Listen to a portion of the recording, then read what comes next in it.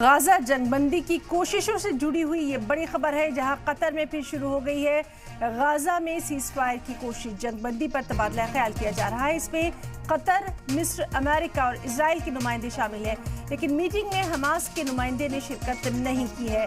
तो गाजा जंगबंदी की कोशिश से जुड़ी ये बड़ी खबर, जहां कतर में एक बार फिर गाजा सीज़फायर की कोशिश शुरू हो चुकी है। जंगबंदी पर तबादला ख्याल किया जा रहा है। कतर, मिस्र, अमेरिका और इजराइल के नुमाइंदे इसमें शामिल हैं, लेकिन मीटिंग में हमास के नुमाइंदे ने शिरकत नहीं की है।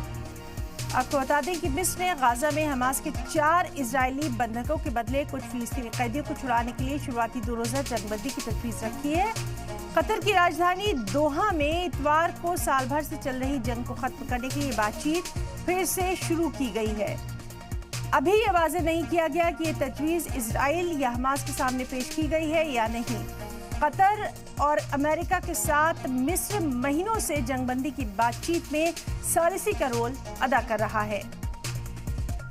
CIA डायरेक्टर विलियम बर्न्स और कतर के वज़ीर-ए-आज़म ने इजराइल की जासूसी एजेंसी मोसाद के प्रमुख डेविड बर्नियर से मुलाकात की, ताकि बंधकों को जंगबंदी मुआहदे के लिए आगे बढ़ाने की कोशिशों पर गौर-व-ख़ौज़ किया जा सके।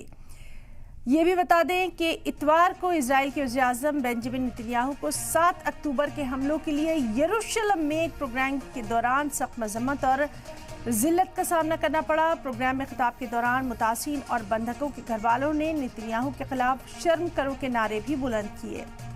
इस बीच इजराइल गाजा पर हमले भी जारी रखे हुए है। लेबनान में हिजबुल्लाह के खिलाफ जंग भी लड़ रहा है।